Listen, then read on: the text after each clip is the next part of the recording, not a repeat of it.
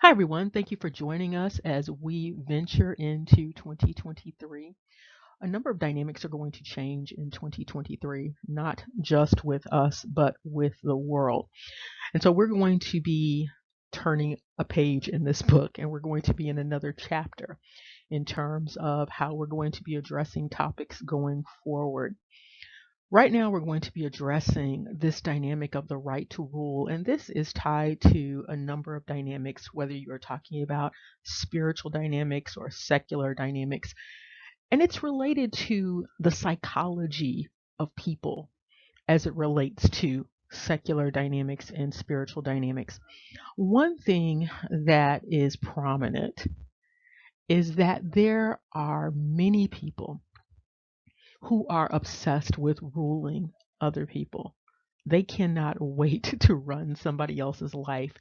But when you look at what's going on with them, they are not even prepared to run their own lives. And many of you have been subjected to this. And so you know exactly what I'm talking about. And so some people are really power hungry. And when individuals are power hungry, they want power and control not only of the general environment, but they want power and control over other people. And oftentimes they are not fit to rule.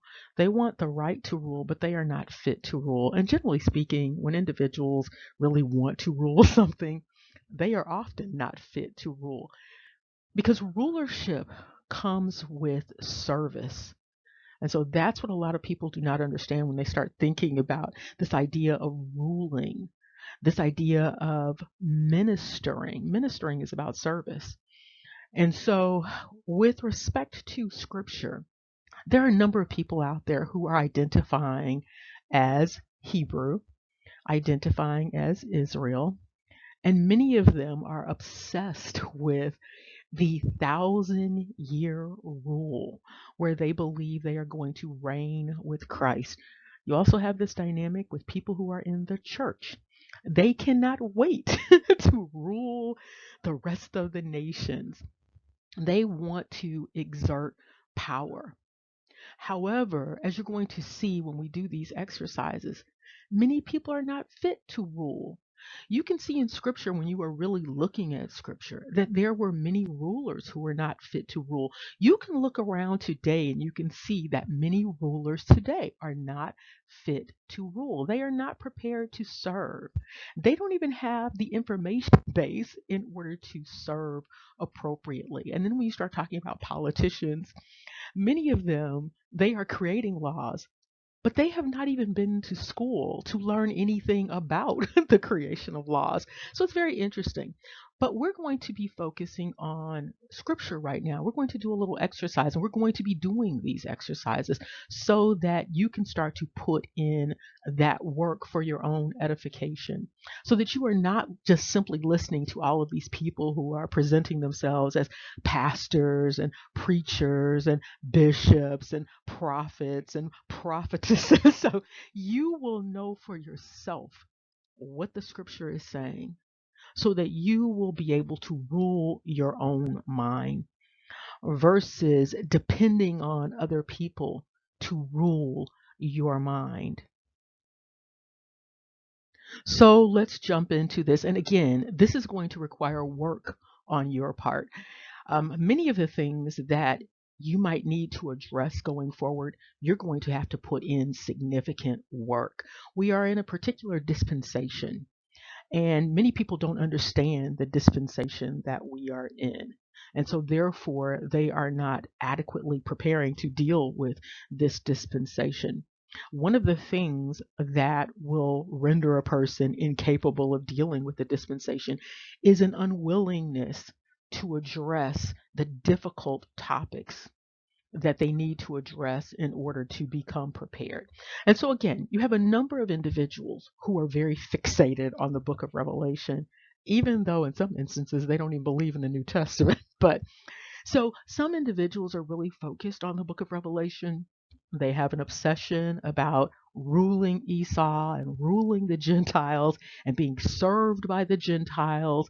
And so it's very interesting. But we're also going to go into some of the scripture to give you a better idea of what the scripture is really saying about what's supposed to be taking place and what the so called children of Jacob are really supposed to be doing with respect to other people that they are often not doing.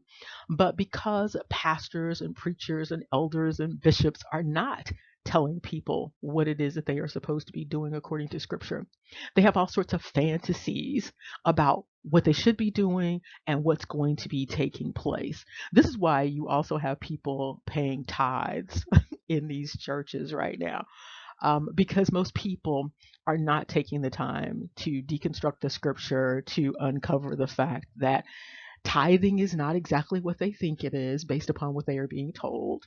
And the way they are supposed to be addressing tithing is not the way they are actually addressing tithing. But because so many people are benefiting from this nouveau construct of tithing, there is little interest in telling people the truth about tithing after the Old Testament. So you have these people who are pretending to be Levitical priests, but they are not.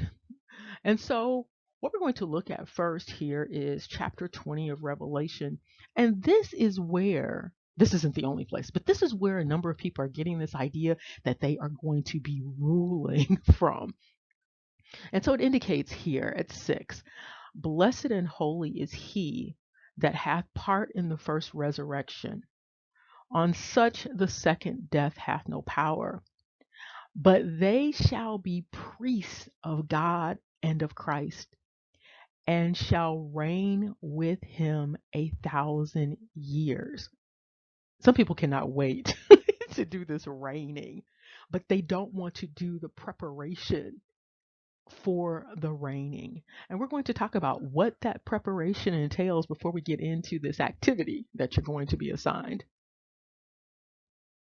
And so you might hear people pontificating about all of the rights that they are going to have when they get the chance to rule or reign, be sovereign, when they become this royal priesthood. And so they are very focused on the rights that they are going to exercise, that they believe they are going to exercise. However, they don't really tell you anything about the responsibilities that they are going to have because they are not concerned about the responsibilities. They are excited about the fantasies related to ruling. Many of them probably envision themselves with all of that regalia on. They're going to have a scepter and an orb and all of that, a nice little crown and a throne. And so that tends to be the focus. All of the fun associated with reigning. And for some individuals, there's a focus on revenge. And so there's this revanchism dynamic going on. And so they are definitely not concerned with responsibilities. They are just sitting around fantasizing about when they are going to get their just desserts with respect to the wrongs they believe they have experienced at the hands of others. But what we're going to talk about is what is it that these individuals are supposed to be doing in preparation for ruling and reigning. And so, right now, you have a number of individuals who, because of social media in particular, they have characterized themselves as these teachers, as these preachers, as these prophets, but they don't want to do the work that is required to do all of these things that go along with these positions that they have given themselves.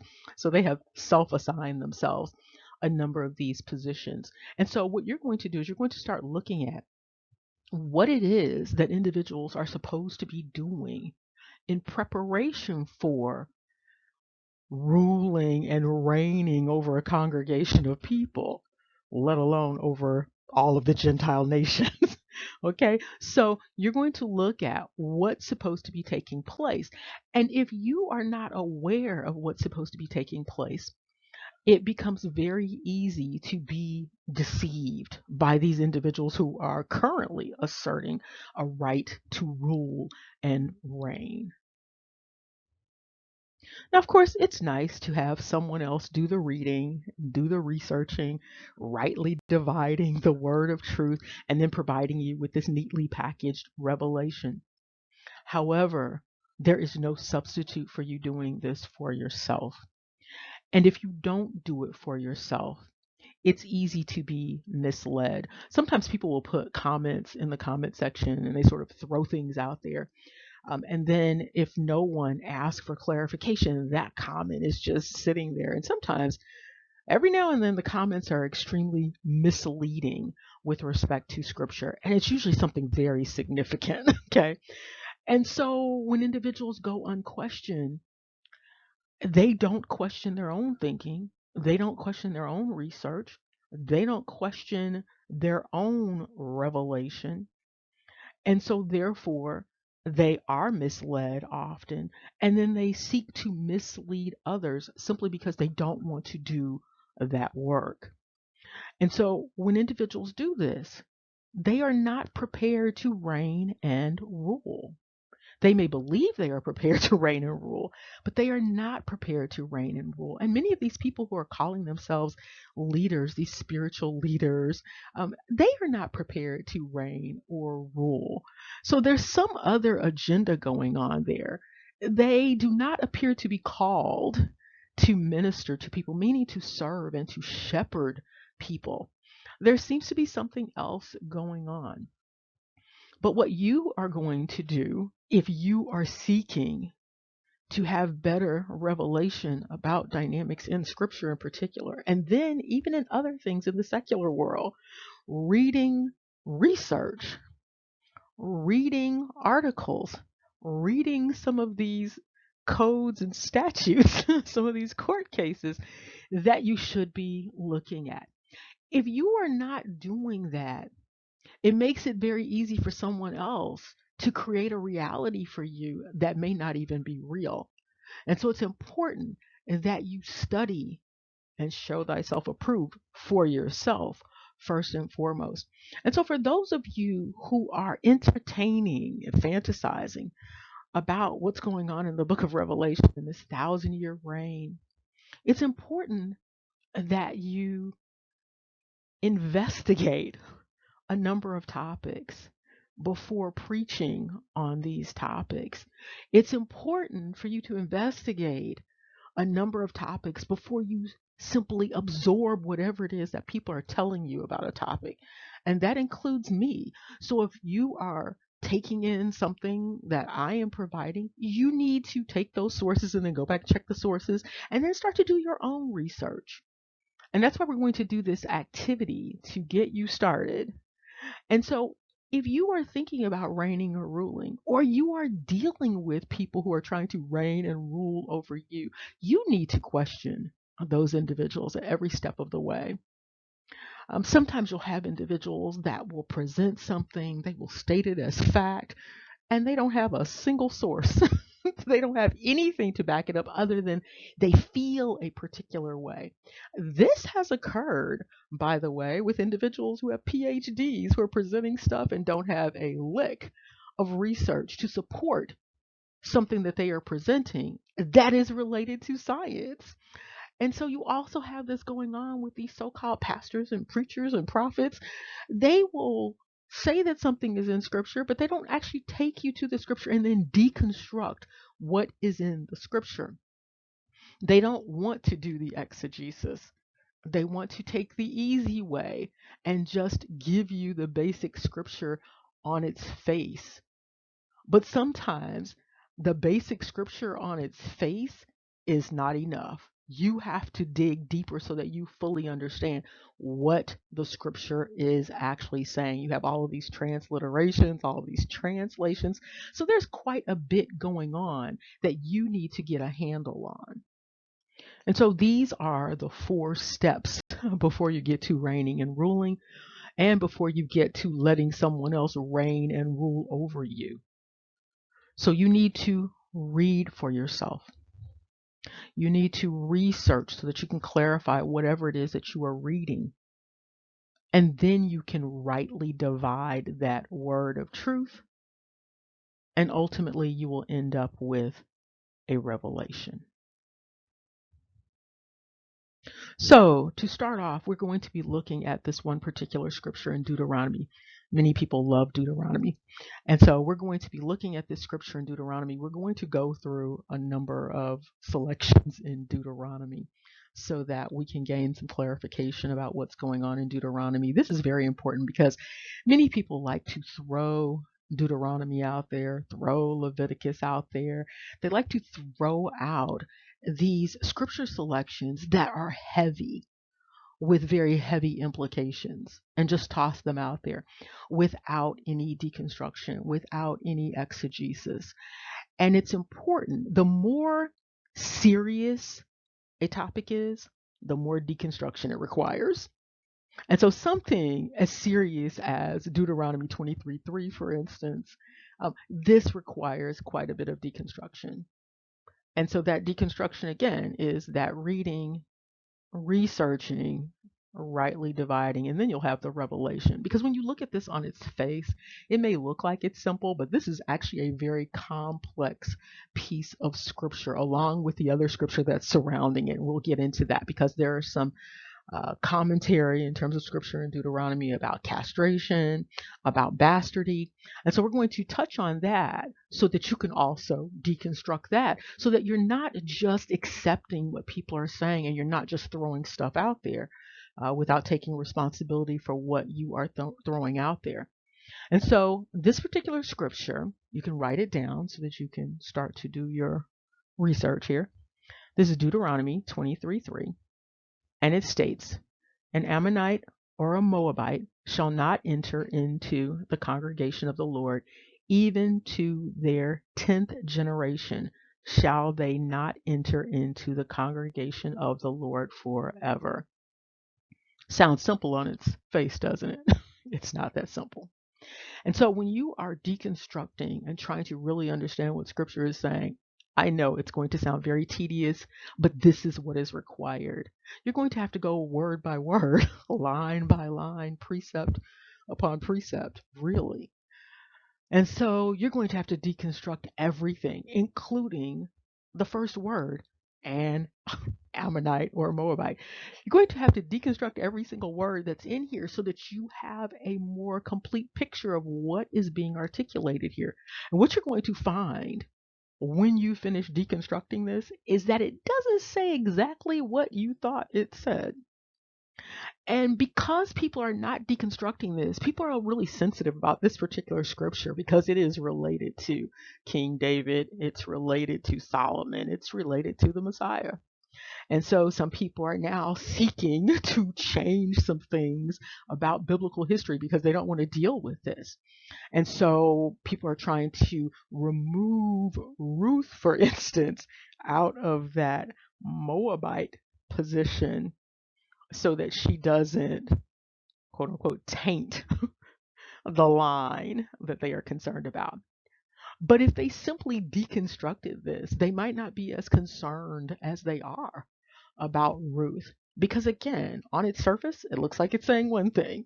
But when you start to deconstruct word by word, line by line, you'll find that this means something different than what it appears to mean. So there's a little bit more going on here, and you need to really understand that.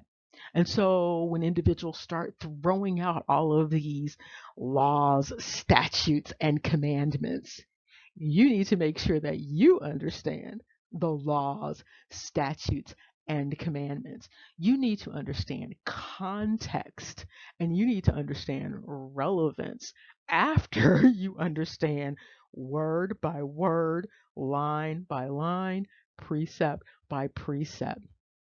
You should never simply accept what someone else tells you is in Scripture if Scripture is important to you. So if you are claiming that this is your book and this is your creator and you are the people, the chosen people of the book, then it is incumbent upon you to go that extra mile to make sure that you understand what you are saying before it comes out of your mouth, because you need to take responsibility, spiritual responsibility, for what is coming out of your mouth when you are making all of these decrees based upon scripture. You need to understand what's coming out of the mouths of these prophets, preachers, bishops, elders, all of these people. You need to understand what's coming out of their mouths, but you have to do your own research in order to understand if they are rightly dividing the word of truth. And you are ultimately responsible for doing this for yourself. Some of you have been convinced that you're not supposed to listen to a woman teacher, a woman is not supposed to teach. And if you are blindly believing that, that's because you have not done your homework. If you are saying this to people, it's because you haven't done your homework. Or if you are saying this, um, you may be being deceptive. Let's just be frank about it. And so there are some things that people are asserting, they are articulating, but they are not founded in sound theology. They are not founded in an actual correct reading of the scripture. And again, sometimes this is because people don't want to do the work, and then sometimes it's because people are being manipulative. And so the focus with us right now is that you not be manipulated by these dynamics. So you're going to start off with Deuteronomy 23:3 for this deconstruction.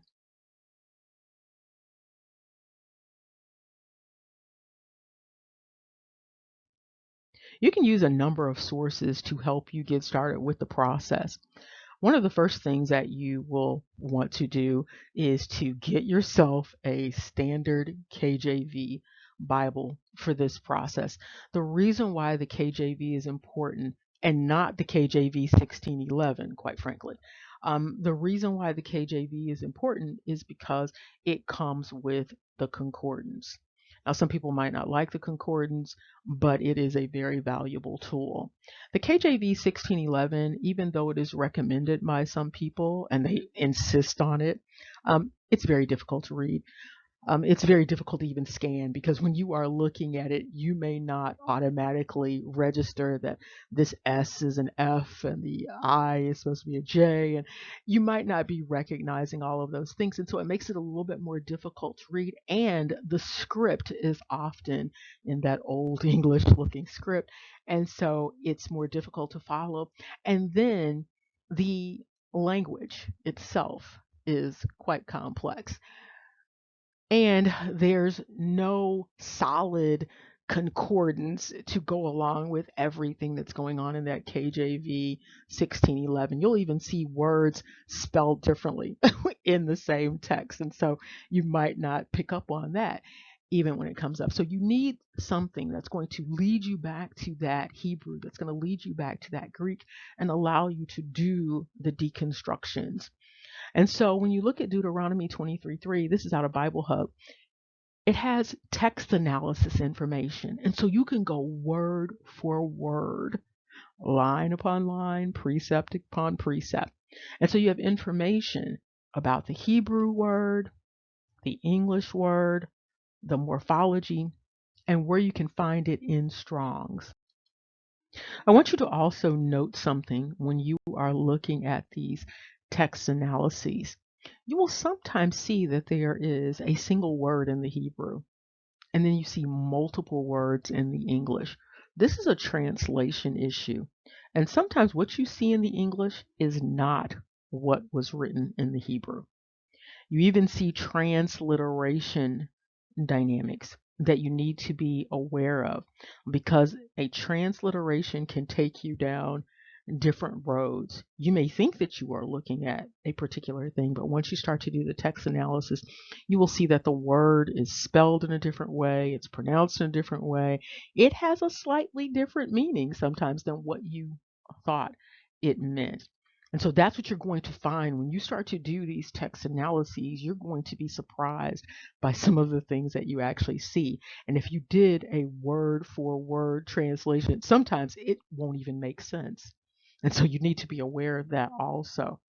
And so when you look at this, you can even see for an Ammonite, and Ammonite is not what is in the Hebrew, or Moabite. That's not even in the Hebrew. So what you see here is something that looks like Ammoni. We've talked about that before.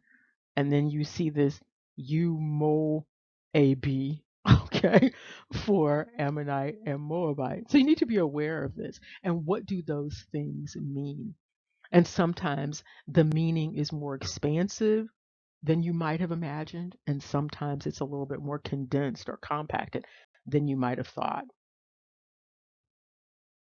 And so I'm providing you with the entire text analysis for this particular passage. And so you can see when you go down, you have additional information. And so you see the word even, the generation, 2/10. When you do the deconstruction again, you're going to find out that there is something else in there that you were not anticipating, perhaps. And so you have to do a careful deconstruction so that you understand exactly what was originally said versus what it looks like it's saying in the translation. Again, sometimes things get very lost in translation, and you need to be aware of things becoming lost in translation. For instance, sometimes you will see things like the word son, and the word son is often used just sort of freely, and it might not always mean boy child or male child. It can sometimes mean children. It can mean all sorts of things. And so you need to figure out what does it mean in this particular context so that you are not accepting things that people are saying that are not consistent with the reality of the actual text. The same thing goes with other words. And so you will see this in many contexts in scripture. And so you need to practice deconstructing every single thing. I know it sounds tedious, but it is important. It's important if you have individuals who are telling you they are rightly dividing the word, and it's important if you are calling yourself rightly dividing the word. Are you actually rightly dividing the word, or are you bastardizing the word? And so finally, make sure that when you are doing the deconstruction that you look over to the left-hand side. You can click on those Strong's numbers and the entire deconstruction is going to come up. And you can use that along with your hard copy Strongs. You can use this along with the eSword.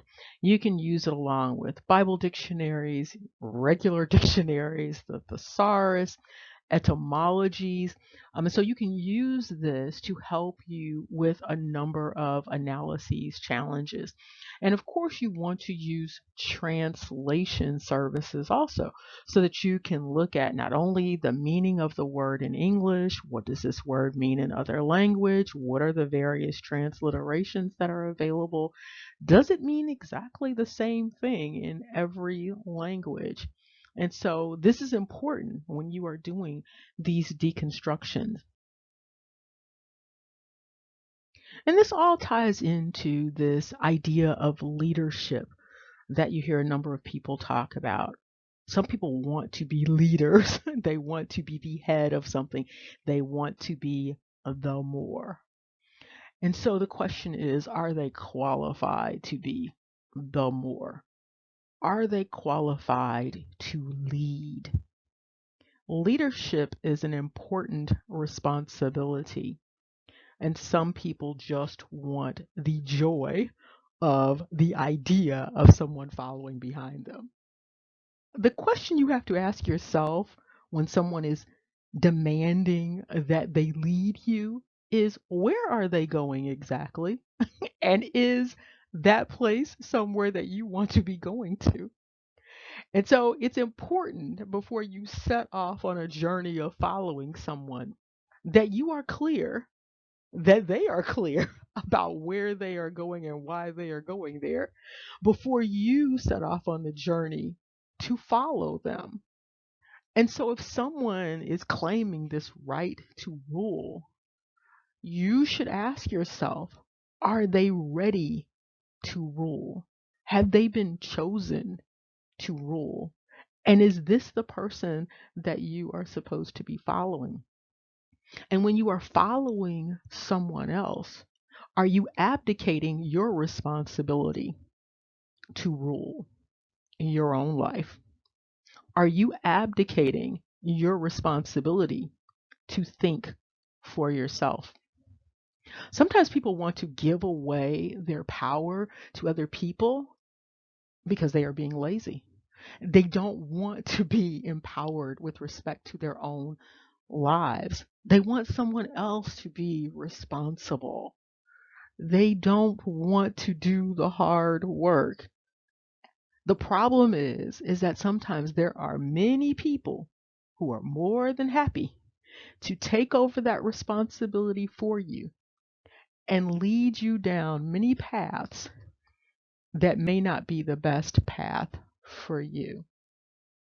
Again, if someone is going to be a good leader, that means that they are prepared to be a good servant, because real leadership means real service. And so that's going to give you a clue about whether someone is prepared to lead. How willing are they? How eager are they to serve? Remember, knowledge is power.